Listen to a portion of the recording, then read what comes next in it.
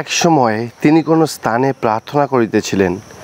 যখন শেষ করিলেন, তাহার শিষ্যদের মধ্যে একজন তাহাকে কহিলেন, প্রভু, আমাদিগকে প্রার্থনা করিতে শিক্ষা দেউন, যেমন যোহনও আপন শিষ্যদিগকে শিক্ষা দিয়াছিলেন।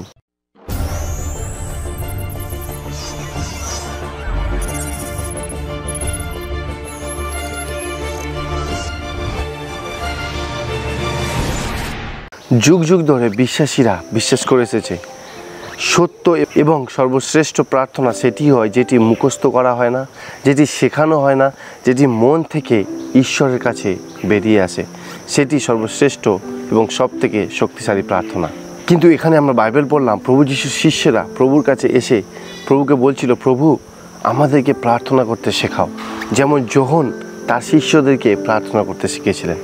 বন্ধুরা, বাইবেলের কেন্দ্রে ঈশ্বর একটি পুস্তক আমাদের সবার জন্য দিয়েছে, আর যেটি গীত সংহিতা বলা হয়। সেটি প্রার্থনার একটি পুস্তক, যেটি শুধুমাত্র ইতিহাসের যে মহান ব্যক্তি দাউদ, মসি বা তাদের প্রার্থনা লেখা নেই তাতে। সেই পুস্তকটি আজকে আমাদের সবাই জীবনে এই পৃথিবীর শেষ সময় একটি প্রার্থনার পুস্তক, যে পুস্তক আমি বিশ্বাস করি হাজার হাজার লক্ষ লক্ষ লোকের জীবন পরিবর্তন করেছে। গীত সংহিতা প্রার্থনার একটি পুস্তক। আমরা এই সিরিজে গীত সংহিতার পুস্তক থেকে শিখছি।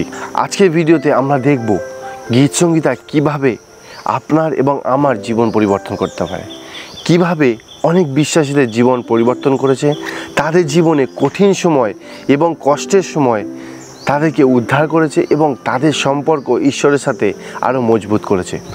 গীত সংহিতার প্রার্থনা আজকে আমাদের সবাই জীবন পরিবর্তন করবে এবং আমাদের জীবনে ঈশ্বরের একটি নতুন পরিচয় দেবে। গীত সংহিতা আমাদেরকে ঈশ্বরের সাথে যুক্ত থাকতে সাহায্য করে। তাই বন্ধুরা, এই সিরিজটিতে আমাদের সঙ্গে যুক্ত হন।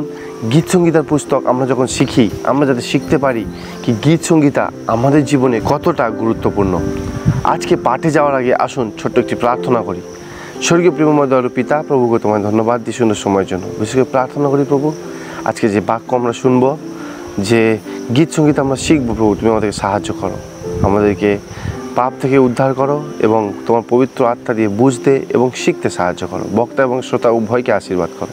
ছোট প্রার্থনা প্রভু যীশু খ্রিস্টের নামে চাই, আমেন। গীত সংহিতার প্রার্থনা আমাদের কেমনভাবে ব্যবহার করা উচিত? যদি আমি প্রশ্ন করি আপনাদেরকে, আপনারা বলবেন যখন আমাদের জীবনে বিপদের সময় আসে। ঠিক বলেছেন।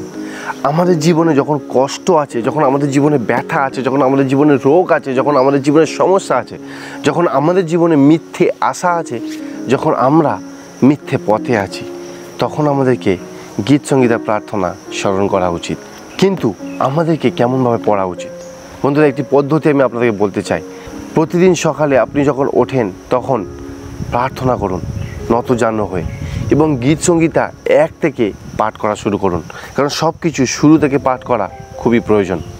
আরেকটি পদ্ধতি হলো আপনার জীবনের বর্তমান পরিস্থিতি অনুযায়ী আপনি গীত সংহিতা পাঠ করুন। দেখবেন বর্তমানে ভবিষ্যতে সমস্ত পরিস্থিতিতে গীত সংহিতা আপনাকে সাহায্য করবে। আর গীত সংহিতা আমাদের সমস্ত সমস্যা, সমস্ত বিপদের সময়ের জন্য লেখা হয়েছে। একটি জিনিস মনে রাখবেন, গীত সংহিতা পাঠ করার আগে প্রার্থনা করা খুবই প্রয়োজন। কারণ আমরা জানি ঈশ্বর আমাদের সঙ্গে কথা বলে তার বাইবেলের মাধ্যমে। আমরা যাতে প্রার্থনা করি এবং সেই প্রার্থনার উত্তর আমরা গীত সংহিতা থেকে খুঁজে বের করি। যদি গীত সংহিতা আপনাকে দেখায় কি আপনি ভুল পথে আছেন, মিথ্যা আশায় আছেন, তাহলে সেটি সঙ্গে সঙ্গে ত্যাগ করুন আর প্রার্থনা করুন আর সেই ভুলটি ঠিক করুন। গীত সংহিতা আমাদের জীবনের সমস্ত ভাগে আমাদেরকে সাহায্য করবে।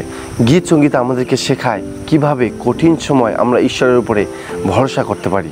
সমস্ত খ্রিস্টীয় বিশ্বাসী তার জীবনে কখনো না কখনো কষ্ট, ব্যথা, সমস্যার মধ্যে পড়ে। আর সেই সমস্ত সমস্যা যখন অনুভব করি আমরা আমাদের জীবনে, আমরা যাতে ঈশ্বরের শরণাপন্ন হতে পারি, গীত সংগীতে যাতে আমাদের জীবনে প্রার্থনা করতে পারি। অনেক সময় আমাদের জীবনে যখন কষ্ট আসে আমরা তখন বলি কি, প্রভু তুমি কোথায়? কেন এই সমস্ত সমস্যা আমার জীবনে আসতে অনুমতি দিচ্ছ তুমি? তখন সেই সময় গীত সংহিতা দেখুন এবং তার লেখকদের কাছ থেকে শিখুন কিভাবে তারাও সেই একই রকম আপনার এবং আমার মতো বিপদের মধ্যে পড়েছিল, পরীক্ষিত হয়েছিল এবং সমস্ত সমস্যার মধ্যেও তারা ঈশ্বরকে ভরসা করা ছেড়ে দেয়নি।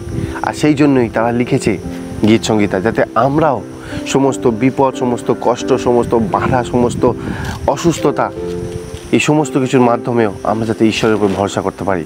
আসুন একটি বাইবেল পদ পড়ি, গীত সংহিতা তার 44 অধ্যায়ের 18 এবং 19 পদ। এখানে বাইবেল বলে, আমাদের চিত্ত পরামুখ হয় নাই, আমাদের পাদ বিক্ষেপ তোমার মার্গ হইতে ভ্রষ্ট হয় নাই, তথাপি তুমি আমাদিগকে শৃগালদিগের স্থানে চুরমার করিয়াছ, মৃত্যু ছায়ায় আমাদিগকে আচ্ছন্ন করিয়াছ। আরও দুটি পদ পড়ি আমরা, 44 অধ্যায় 6 এবং 7 পদ। যেহেতু আমি আপন ধনুকে নির্ভর করিব না, আমার খড়গ আমার নিস্তার করিবে না, কিন্তু তুমি আমাদের বিপক্ষগণ হইতে আমাদিগকে নিস্তার করিয়াছ, আমাদের বিদ্বেষীগণকে লজ্জাপন্ন করিয়াছ। দেখুন এখানে কিভাবে গীত সংগীতার লেখকরা বলছে কি আমরা যাতে ঈশ্বরের উপর ভরসা করতে পারি, আমরা যাতে লজ্জা না পাই, আমরা যাতে ভয় না পাই, আমরা যাতে সমস্যা যখন বড় ঢেউ যখন আমাদের সামনে আসবে তখন যেন আমরা ভয় না পাই, আমরা যাতে ঈশ্বরের উপর ভরসা করতে পারি। আর একটি পদ আমরা পড়বো, সেটি আমরা পাই গীত সংহিতা 44 অধ্যায় 26 পদ। সেখানে বলে, আমাদের সাহায্যের নিমিত্তে উঠো, নিজ দয়ার অনুরোধে আমাদিগকে মুক্ত করো। এখানে গীত সংহিতা বলছে আমাদের কষ্টের দিনে, সাহায্যের দিনে প্রভু যীশু খ্রিস্ট উঠবে, ঈশ্বর উঠবে এবং আমাদেরকে সাহায্য করবে। তিনি আমাদেরকে প্রার্থনা করতে শিখিয়েছেন গীত সংগীতার মাধ্যমে। যখন আপনি বিপদে পড়বেন গীত সংগীতা পাঠ করুন, যখন আপনি খুশি হবেন গীত সংগীতাকে ধন্যবাদ দিন, যখন আপনি সমস্যার মধ্যে আছেন গীত সংগীতা পাঠ করুন, যখন আপনার জীবনে মিথ্যা আশা আছে, মিথ্যে পথে চলছেন, ভুল পথে চলছেন, গীত সংগীতা পাঠ করুন। গীত সংগীতা বাইবেলের সবথেকে বড় প্রার্থনার পুস্তক। আসুন আমরা গীত সংগীতা যখন পাঠ করি যাতে আমরা আশীর্বাদে পরিপূর্ণ হতে পারি। বন্ধুরা, পরবর্তী ভিডিওতে আবার দেখা হবে আপনাদের সঙ্গে। গীত সংগীতার বিষয়ে আমরা আরও গভীরভাবে শিখব। আপনারা যদি গীত সংগীতের বিষয়ে আরও শিখতে চান তাহলে দয়া করে আমাদের সঙ্গে থাকুন, আমাদের চ্যানেলটিতে সাবস্ক্রাইব করুন এবং এই ভিডিওগুলিকে লাইক এবং শেয়ার করুন। মনে রাখবেন, ঈশ্বর আপনার জীবন পরিবর্তন করতে পারে এই পবিত্র বাইবেলের মাধ্যমে। জয় যিশু।